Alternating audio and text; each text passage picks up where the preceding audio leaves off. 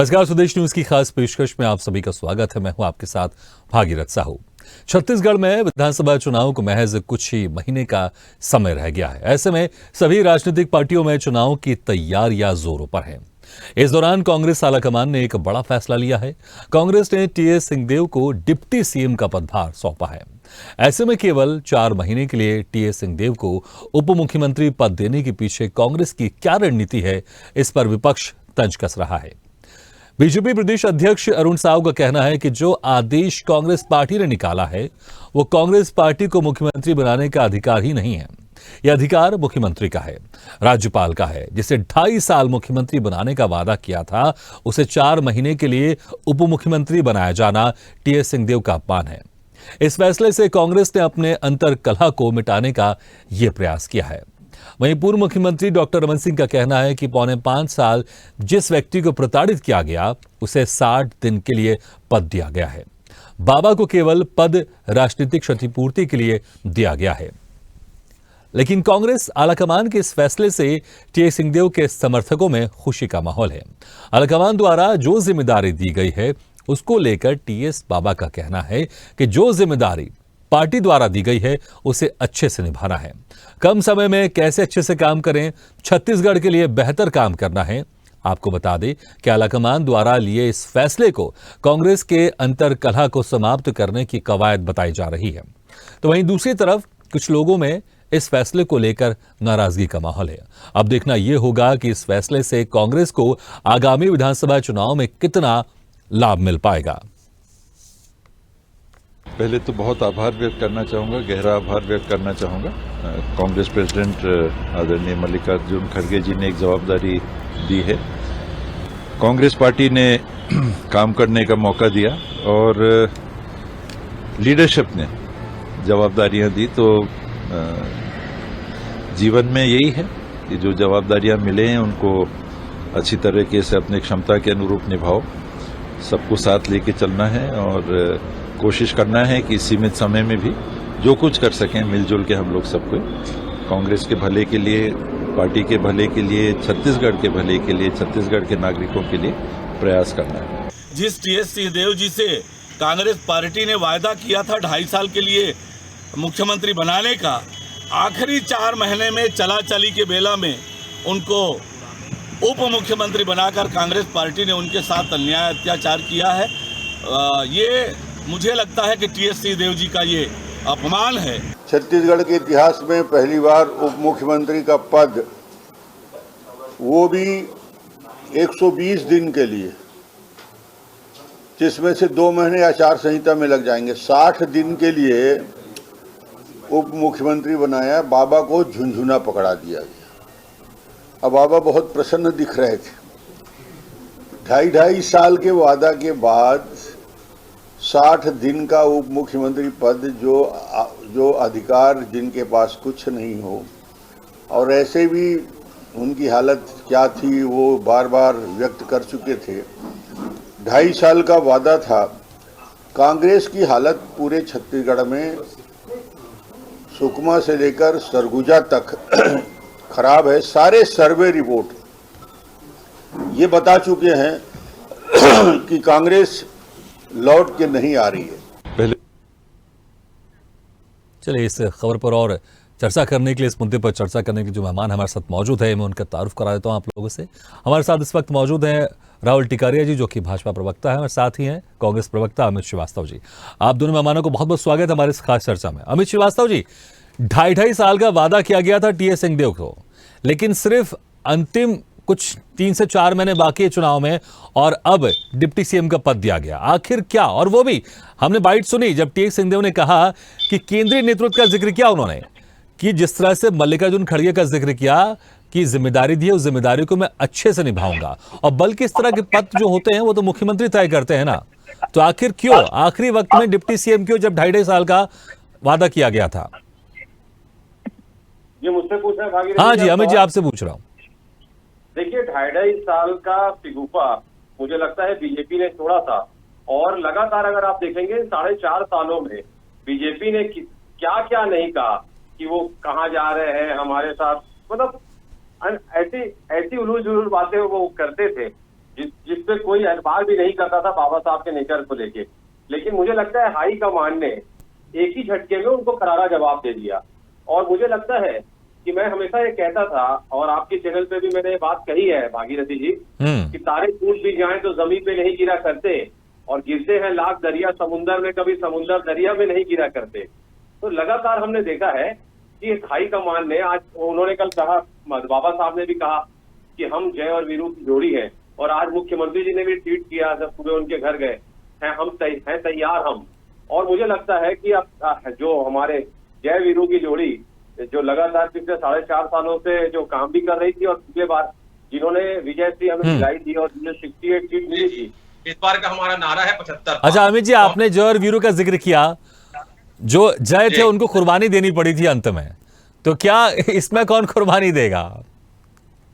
देखिए, मुझे ऐसा लगता है कि जय वीरू की जगह मैं विराट कोहली कह देता हूं।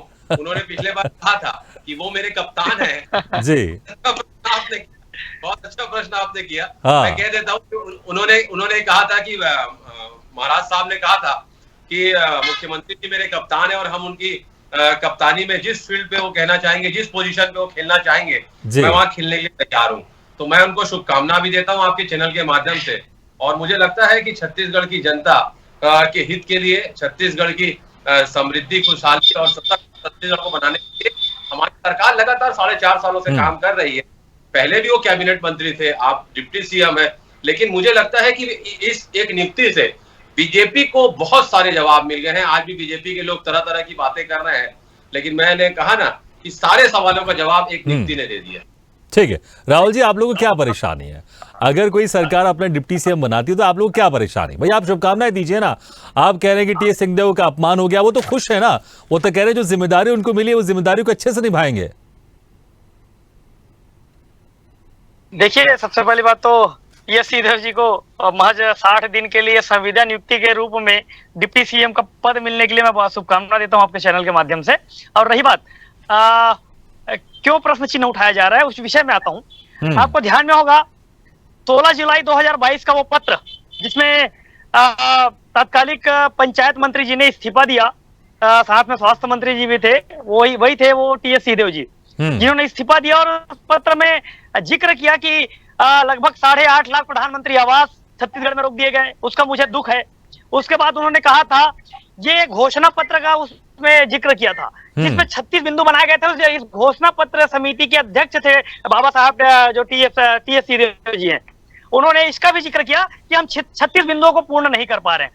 तो आखिर में अपने ही सरकार से असंतुष्ट मंत्री, अपने ही सरकार के आला कमान और नेतृत्व से असंतुष्ट मंत्री जिन्हें पंचायत मंत्रालय से इस्तीफा दिया, और आज वो डिप्टी सीएम का पद पाकर खुश हैं। ये अपने आप में एक दुखद सूचना है कि आप अपने ही बयानों पर स्टैंड नहीं रह पाए, क्योंकि आप एक छत्तीसगढ़ के आदिवासी वर्ग से आते हैं, कैसे राजा हैं, एक पढ़े लिखे राजा जिनकी 5,000 करोड़ के आसपास की आसामी संपत्ति, एक अपने आप में वर्चस्व वाले मंत्री जी और विधायक सरगुजा। तो क्या बीजेपी को इस बात का दुख है? क्या बीजेपी को, आपने कहा दुख होना चाहिए, वो क्यों दुखी होंगे?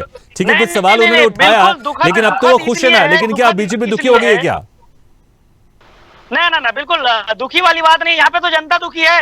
पहले तो जब उन्होंने इस्तीफा दिया तो तारीफ हो रही थी कि अरे चलो कम से कम एक सच्चाई के साथ खड़ा हुआ कोई मंत्री तो है जिसने गरीबों की आवाज को सुना, गरीबों के लिए जो संकट आन पड़ी है उसको सुना। और कर्मचारी भी खुश थे कि कर्मचारियों के लिए घोषणाएं की गई थी, महिला वर्ग के लिए जिस प्रकार से घोषणाएं की गई थी, युवा वर्ग के लिए जिस प्रकार से घोषणाएं की गई थी, वो पूर्ण नहीं हो रही है। और मंत्री जी ने इस्तीफा दिया। मगर आज आप देखिए, वो अचानक से यहाँ पे उप मुख्यमंत्री का पद लेते हैं, और होता क्या है, वो अपने आप में खुश हो जाते हैं कि मुझे उप मुख्यमंत्री पद का पद मिला है। और वो पद कितने दिन का? 60 दिन का, महज 60 दिन का वो पद मिला है। एक प्रकार से संविदा नियुक्ति मानी जा सकती है।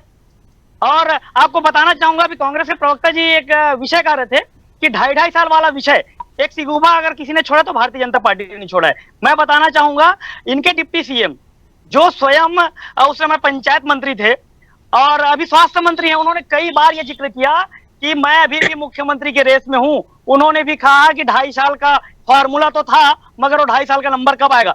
तो इनके डिप्टी सीएम, इनके मंत्री झूठ बोलते हैं। ये सिगुबा कोई भारतीय जनता पार्टी ने नहीं छोड़ा। अब ये कह रहे हैं कि आखिर में जवाब चाहिए, आखिर में गलत क्या हुआ। मैं गलत आपको गलत और सही की जानकारी दे दूं, कांग्रेस में कितना सही और कितना गलत हो रहा है उसके बाद एक प्रवक्ता जी जवाब देंगे। आप देखिए मुख्यमंत्री जी, ये जो सिटिंग मुख्यमंत्री हैं, कल दिल्ली में एक बैठक होती है, उसमें जो बयान निकल के आता है, कहा जाता है कि सामूहिक नेतृत्व में चुनाव लड़ा जाएगा। मतलब ये नहीं कहा जा रहा कि माननीय मुख्यमंत्री जी भूपेश बघेल जी के चेहरे में चुनाव लड़ा जाएगा। तो यहाँ पे धर्म संकट कांग्रेस के पास है। और आप देखिए मरकाम जी जो प्रदेश अध्यक्ष हैं, उनके द्वारा नियुक्त किए गए महामंत्री को निरस्त करके जो प्रभारी जी हैं वो सूची जारी कर देते हैं। आप बताइए प्रदेश अध्यक्ष का क्या प्रोटोकॉल है, क्या अधिकार है? सारे अपनी टीम बनाने का अधिकार एक प्रदेश अध्यक्ष के पास है। उनके अलावा कोई अगर टीम बनाता है तो ये अवैधानिक है किसी भी पार्टी के लिए। और आप देखिए उप मुख्यमंत्री का जो पद घोषित किया, किसने किया? ना राज्यपाल ने किया, ना मुख्यमंत्री ने किया। इसे केंद्रीय नेतृत्व घोषित करती है। एक प्रकार से ये भी अवैधानिक है। नहीं ठीक है, लेकिन मुझे लगता है जब शपथ ले ली जाती है और सब कानूनी तौर पर होता है तो मुझे लगता है किसने इसकी घोषणा की और कौन किसके लिए कह रहा, मुझे लगता है फिर वो अवैधानिक कुछ नहीं होता है वो।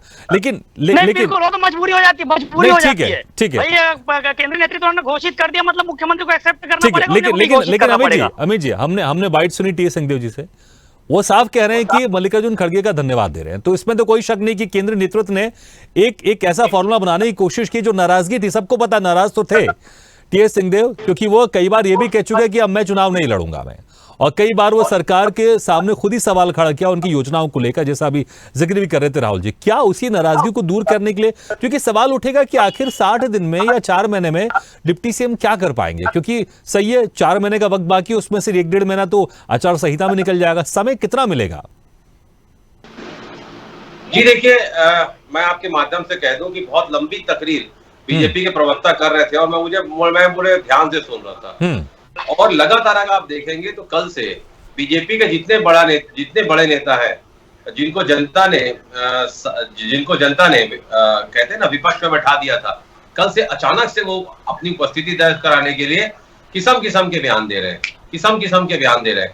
और रही बात, आपके माध्यम से मैं बता दूं, 1 दिन का हो, चाहे 6 महीने का हो, चाहे 5 साल का हो, डिप्टी सीएम प्रदेश के पहले बाबा साहब बने हैं और ये जीवन भर ये दर्ज रहेगा छत्तीसगढ़ के इतिहास में। और आपके माध्यम से मैं एक चीज कह दूं कि हमारे यहाँ नियुक्ति हुई है।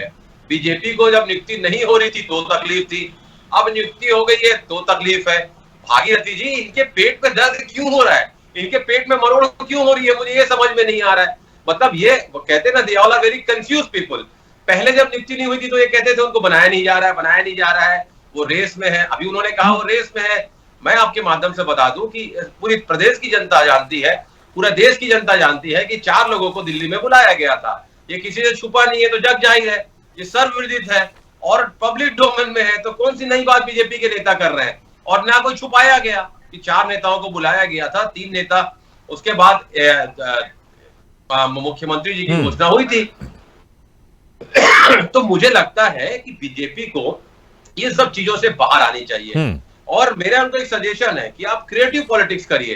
देखिए जिस प्रकार से लगातार कल से बीजेपी के नेता चुटकी लेने में लगे हैं, 4 महीना चुनाव को बचा है, आप जनता के बीच में जाइए, वो ज्यादा बेहतर होगा। लेकिन मुझे लगता है कि अब उनके डिप्टी सीएम बनने पे बीजेपी वैसे भी छत्तीसगढ़ में पूरी तरीके से मुद्दाविहीन हो चुकी है। अब इनको समझ में नहीं आ रहा है कि हमसे लड़ाई कैसे लड़े।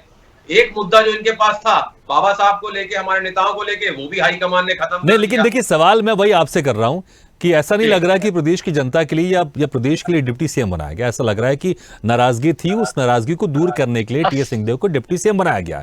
क्योंकि अगर देखें तो यही चीजें सामने निकल कर आ रही है। अगर हम देखें मुश्किल से, मैंने कहा ना 3-4 महीने का वक्त बाकी, अगर डिप्टी सीएम बनाना होता तो पहले के जो 4.5 साल तो उसके पहले बना देते। और फिर ये कि जब क्या कुछ और आश्वासन भी दिया गया, क्योंकि ये सवाल है, सवाल लोगों के मन में निकलेगा, क्योंकि पहले जो 2.5 साल का था, क्या ये कहा गया है केंद्रीय नेतृत्व की तरफ से या किसी तरह का आश्वासन दिया गया है कि अभी 3-4 महीने डिप्टी सीएम, उसके बाद चुनाव के बाद जब सरकार बनेगी तो सीएम का पद भी मिल सकता है? फिर से कोई आश्वासन दिया गया है या कोई ऐसी उम्मीद हो सकती है, जनता उम्मीद कर सकती है कि टी.एस. सिंहदेव अगर दोबारा सरकार में आती है कांग्रेस तो टी.एस. सिंहदेव मुख्यमंत्री बन सकते हैं? देखिए, आपने अपने एक प्रश्न में आपने कई प्रश्न जोड़ दिए। हाँ, वो सब लेकिन जुड़े हुए हैं। आपने बहुत अच्छा प्रश्न किया और सारे प्रश्नों का जवाब देके मैं आपको संतुष्ट करने का प्रयास करूंगा। देखिए, आपने पहला प्रश्न किया कि 4 महीना बचा है और वो नाराज थे, कहीं उनको नाराजगी दूर करने के लिए तो सीएम नहीं बनाया गया। भागीरथी जी, आप बहुत ही वरिष्ठ पत्रकार हैं। मुझे लगता है जैसे मुझे वकालत करते 25 साल हो गए, मुझे लगता है आपको भी पत्रकारिता करते कई लंबे समय हो गए। एक फाइट में, एक भी टीवी चैनल में आपको बाबा साहब की बॉडी लैंग्वेज से लगा क्या कि वो नाराज थे या वो नाराज हैं? उसके बाद जैसे ही वो आज रायपुर आते हैं, लेकिन उन्होंने कहीं पर भी धन्यवाद या मुख्यमंत्री भूपेश बघेल का जिक्र नहीं किया है। वो मल्लिकार्जुन खड़गे का जिक्र कर रहे हैं कि धन्यवाद, केंद्रीय नेतृत्व ने मुझे जिम्मेदारी दी, उस जिम्मेदारी को अच्छे से निभाऊंगा। देखिए, कल वहां पर सारे नेता मौजूद थे और सारे नेताओं की मौजूदगी में वहां पर डिस्कशन हुआ होगा। डिस्कशन होने के, देखिए हम तो थे नहीं वहां पर, लेकिन ना आप थे ना भाजपा के सम्मानित प्रवक्ता थे, लेकिन अगर सारे चीजों को डिस्कशन करने के बाद अगर वहां से डिप्टी सीएम का आदेश आया है, उस आदेश को देखते हुए उन्होंने कहा होगा कि आज मल्लिकार्जुन खड़गे जी और हमारे वेणुगोपाल जी, उनका धन्यवाद देना चाहता हूं। लेकिन आप ये देखिए कि जो एक डिस्प्यूट पैदा करने के लिए भाजपा नेता प्रयास करते थे, आज वो सीधे एयरपोर्ट से मुख्यमंत्री निवास गए और उसी गर्मजोशी से मुख्यमंत्री जी ने उनका स्वागत किया, उनको मिठाई खिलाई, उनसे गले मिले, उनको बधाई दी और उसके बाद ट्वीट किया कि महाराज साहब को बधाई उनके नए दायित्व के लिए और हम तैयार हैं 75 पार के लिए। तो आप समझिए कि सारे सवालों का जवाब मुझे लगता है आपको मिल गया होगा। और रही बात, आपने एक और प्रश्न कि चुनाव के बाद क्या उनको कोई आश्वासन अभी मिला है, तो मुझे लगता है भागीरथी जी, ये कहते हैं ना कि भविष्य के गर्भ में है सारी चीजें। ना मैं वहां पर उपस्थित था और मुझे ऐसा लगता है पार्टी के नहीं, लेकिन ऐसी संभावना है क्या? मैं अगर आपसे पूछूं, ऐसी संभावना लग सकती है आपको? लगता है कभी वो मुख्यमंत्री बन सकते हैं? देखिए, मुझे ऐसा लगता है very too small person to say anything on. ठीक है, चलिए राहुल जी, कहीं ये तो नहीं कि जो उम्मीद थी बीजेपी की कि टी सिंहदेव जी नाराज हो जाएंगे, तो जैसे नंद कुमार साय बीजेपी से कांग्रेस में चले गए, तो बीजेपी भी इसी उम्मीद में थी कि टी सिंहदेव बाबा जी अगर नाराज हो जाएंगे तो बीजेपी उनका अपने पाले में लाने की कोशिश करेगी। लेकिन अब तो वो रास्ता खत्म हो गया, अब तो टी सिंहदेव किसी भी तरह से बीजेपी में आने वाले नहीं है। इसलिए क्या ये खींच है जो आप लोग के नेताओं की तरफ से दिखाई दे रही है? वो कह रहे हैं कि ये तो बाबा साहब का अपमान है और तमाम तरह की चीजें लगा रहे हैं कि उनका अपमान कर दिया है, आप 60 दिन में क्या कर लेंगे, तमाम तरह की चीजें बात इसलिए उठ रही है क्योंकि जो एक उम्मीद थी बीजेपी की, वो उम्मीद यहां पर खत्म हो गई है। जी देखिए, किसी प्रकार से भारतीय जनता पार्टी ये उम्मीद लगाकर नहीं बैठी है। और रही बात जो बातें, मैं इसलिए कह रहा हूं क्योंकि आप लोग के कई नेता ने कहा है कि राजनीति में कुछ भी हो सकता है, अगर वो आना चाहे तो हम स्वागत करेंगे। बिल्कुल बिल्कुल, देखिए संभव हर किसी के लिए है, प्रवक्ता जी भी बैठे उनके लिए भी संभव किसी के लिए। यहाँ पे किसी का गेट दरवाजा बंद नहीं है। वो चूंकि एक विशाल पार्टी है, विश्व की सबसे बड़ी पार्टी है, यहाँ पे हर किसी का स्वागत है। और रही बात जो आप कांग्रेस के प्रवक्ता जी या आप जो सवाल कर रहे थे कि किस प्रकार से टी सिंहदेव जी नाराज है और सिगोबा भारतीय जनता पार्टी छोड़ रही है, तो मैं बार बार उनके जिक्र आपको फिर से कहना चाहूंगा कि 16 जुलाई 2022 का उनका पत्र देख लें के खिलाफ नाराजगी जाहिर करके पंचायत मंत्री पद से इस्तीफा दिया था। और बीच बीच में उनका बयान आता था कि मैं अभी भी मुख्यमंत्री के रेस। नहीं, ठीक है, ये जिक्र आप पहले कर चुके, मैं तो ये कह रहा हूं मुख्यमंत्री का पद नहीं था। ठीक है, ये आप जिक्र पहले भी कर चुके हैं। जब मैंने पहले आपसे सवाल किया था, मैं वही कह रहा हूं कि क्या बीजेपी इसी बात से थोड़ा नाराज है? क्या बीजेपी कोशिश ये कर रही थी या एक माहौल बनाने की कोशिश कर रही थी कि छत्तीसगढ़ प्रदेश कांग्रेस में सब कुछ ठीक नहीं चल रहा है, सब बड़े नेता आपस में सिर्फ फुटबॉल की तरह चल रहे हैं, और आपकी उम्मीद थी कि टी सिंहदेव साहब अगर नाराज हो जाएंगे तो बीजेपी में लेकर आ जाएंगे? क्या ये जो थी उम्मीद बीजेपी ने लगाए बैठी थी और वो उम्मीद अब खत्म हो गई है? जी, मैं स्पष्ट कहना चाहूंगा, अभी भी किसी प्रकार से वैसी उम्मीद नहीं रही है। और किसी को आना है और जाना है तो उसके लिए पार्टी का रास्ता सदैव खुला है। मैं आपको एक चीज स्पष्ट करना चाहूंगा, आप जो कह रहे हैं कि कांग्रेस की पार्टी में सब कुछ अब सही हो गया, मैं पूछना चाहूंगा कि आखिर पार्टी में क्या सही हुआ? मुख्यमंत्री जी स्वयं क्यों घोषणा नहीं की उप मुख्यमंत्री का? एक सवाल। दूसरी बात, वो जब मुख्यमंत्री आवास आते तब उनको बधाई दी जाती है, उसके पहले क्यों नहीं दी जाती? उसके अलावा मोहन मरकाम जी के द्वारा नियुक्त किए गए महामंत्रियों को निरस्त किया जाता है, नया नियुक्ति किया जाता है, तो अध्यक्ष का किस प्रकार से अपमान किया जा रहा है? एक आदिवासी प्रदेश अध्यक्ष का किस प्रकार से अपमान किया जा रहा है? वैसे ही जो डिप्टी सीएम है उसे राज्यपाल या मुख्यमंत्री घोषित करता, मगर यहाँ पे केंद्रीय नेतृत्व करता, तो क्या एक प्रकार से मुख्यमंत्री जी के ऊपर ये थोपा गया पद है डिप्टी सीएम? तो ये सारे मामले धीरे से उजागर होंगे। कितना सही चल रहा है कांग्रेस में ये देखने वाली बात है। मैं तो अभी भी कहना चाहूंगा, अब तो प्रश्न चिन्ह पहले भूपेश बघेल जी के ऊपर उठाते थे, अब तो टीएस सिंहदेव के ऊपर भी उठाया जाएगा, क्योंकि ये जो घोषणा पत्र बनाई गई थी वो इसके समिति के अध्यक्ष अगर कोई रहे तो टीएस सिंहदेव जी रहे, और इसमें 90% ऐसे बिंदु हैं, चाहे कर्मचारी वर्ग का हो, चाहे युवा वर्ग का हो, चाहे शराबबंदी को लेकर मात्र शक्तियों का हो, आज भी इस घोषणा पत्र को पूर्ण नहीं किया गया है। और इसी घोषणा पत्र का जिक्र करके बाबा साहब ने पिछले वर्ष और प्रधानमंत्री रोके गए आवास को लेकर उन्होंने दोनों मामलों को जिक्र करते हुए इस्तीफा दिया था, और आज वो उन्होंने डिप्टी सीएम का पद एक्सेप्ट किया है, तो अब तो सवाल उनके ऊपर भी मढ़े जाएंगे। ठीक है, हालांकि विपक्ष तो सरकार कुछ भी कर ले, विपक्ष तो सवाल उठाती है, इसमें कुछ भी हो जाए। लेकिन अमित जी, आप जब शुरुआत में जो जय वीरू का जिक्र कर रहे थे, वो जय वीरू बस आपने बोल दिया, लेकिन वो यहां पर दिखाई नहीं दे रहा है। जैसे मैंने कहा ना कि मल्लिकार्जुन खड़गे का जिक्र किया उन्होंने, भूपेश बघेल का उन्होंने जिक्र नहीं किया, और जिस तरह के आरोप भी लगा रहे हैं राहुल जी कि पहले उन्होंने बधाई क्यों नहीं दी, जब वो सीएम आवास आया तब वहां पर बधाई दी। तो जय वीरू का आपने जिक्र तो किया, लेकिन यहां पर दिखाई नहीं दे रहा वो जय वीरू का कनेक्शन। वो देखिए भागीरथी जी, मुझे लगता है एक कहावत है, हाफ नॉलेज मोर डेंजरस, और राहुल जी मुझे लगता है भाजपा के सम्मानित प्रवक्ता है, वरिष्ठ प्रवक्ता है, विद्वान प्रवक्ता है। मुझे लगता है कल का ट्विटर उनको जाके चेक कर लेना चाहिए। कल ही मुख्यमंत्री जी ने उन्हें बधाई दिया था, और सबसे पहले बधाई दिया था, मैं आपको बता दूं। तो भाजपा का ये काम रहा है हमेशा झूठ फैलाना, झूठ बोलो, बार बार बोलो, जोर से बोलो, और दो कामों में बड़े माहिर होते हैं भाजपा के नेता, आधे समय सच को छुपाना और आधे समय झूठ को फैलाना। पहले मीडिया और भेजना, और तकलीफ ये थी कि उनको बना नहीं रहे, अब अगर बना लिए हैं तो उन्हें तकलीफ ये हो रही है। कौन सा मुख्यमंत्री बना दिए हो? अरे सुन लीजिए ना भाई, आप सुन लीजिए भाई, उनकी उम्मीद तो मुख्यमंत्री का पद था, उप मुख्यमंत्री तो मांग ही नहीं रहे थे। अमित जी समय मेरे पास समय कम है, लेकिन एक अहम सवाल पूछना चाहूंगा। हालांकि देखिए, ये तो आपको भी पता है कुछ नाराज तो थे टीएस सिंहदेव साहब, क्योंकि उन्होंने खुद अपनी सरकार के ऊपर सवाल उठाए थे। वो ये भी कह चुके थे कि मैं शायद चुनाव नहीं लड़ूंगा। अब वो डिप्टी सीएम बन गए हैं, तो अब किस तरह से छत्तीसगढ़ में कांग्रेस मजबूत होगी, और टीएस सिंहदेव जब दोबारा अब उसी स्फूर्ति के साथ आपके साथ वापस जुड़ रहे हैं, और अब वो शायद नाराजगी अगर नहीं हो तो किस तरह से पार्टी मजबूत होगी, कौन कौन से क्षेत्र में? देखिए, लगातार मैं आपको बता दूं कि स्वास्थ्य मंत्री के रूप में, वरिष्ठ मंत्री, कैबिनेट मंत्री के रूप में वो लगातार बहुत अच्छा काम कर रहे थे। तो उनकी नाराजगी की बात तो ये भाजपा जो फैलाती थी वो पूरी तरीके से मैं उसे नकारता हूं। अगर उनकी नाराजगी रहती तो हो सकता है वो इसे एक्सेप्ट भी नहीं करते, लेकिन जिस प्रकार की बॉडी लैंग्वेज थी, आज मुख्यमंत्री के यहाँ वो गए, मिले, मुख्यमंत्री जी ने भी उनको गर्मजोशी से स्वागत किया, मिठाइयां खिलाई। मुझे लगता है सारे सवाल, वो फोटो आप कहते हैं ना कि फोटो सारा कभी झूठ नहीं बोलती, आज सारे सवालों का जवाब कल की फोटो और आज की फोटो दे चुकी है। और मुझे लगता है जो एक स्पेस बनाने का प्रयास बीजेपी करने का प्रयास कर रही थी, मुझे लगता है पूरी तरीके से बीजेपी फ्लैश हो चुकी है। और अब बीजेपी को आगे कहते हैं ना, मुद्दा विहीन बीजेपी, अटकी भटकी लटकी बीजेपी को। ठीक है राहुल जी, समय कम है, दोबारा आपके पास आता आपके पास में, लेकिन ठीक है अमित जी, बहुत बहुत शुक्रिया हमारे साथ जुड़ने के लिए, और राहुल जी आपका बहुत बहुत शुक्रिया हमारे साथ इस खास चर्चा में जुड़ने के लिए।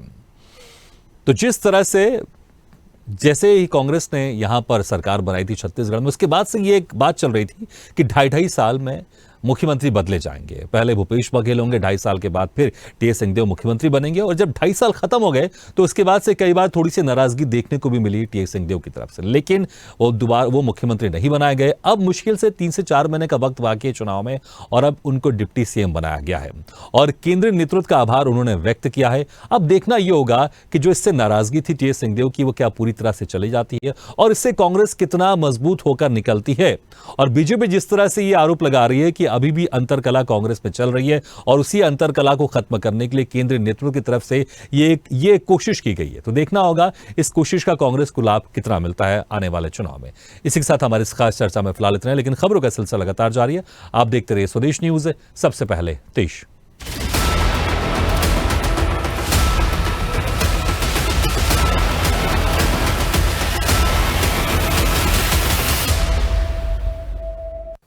ऐसे ही वीडियोस के लिए लाइक करें, शेयर करें, फॉलो करें, YouTube पर जाकर सब्सक्राइब कर बेल आइकन दबाना ना भूलें, और ताजा अपडेट्स के लिए SwadeshLive.com पर जरूर जाएं।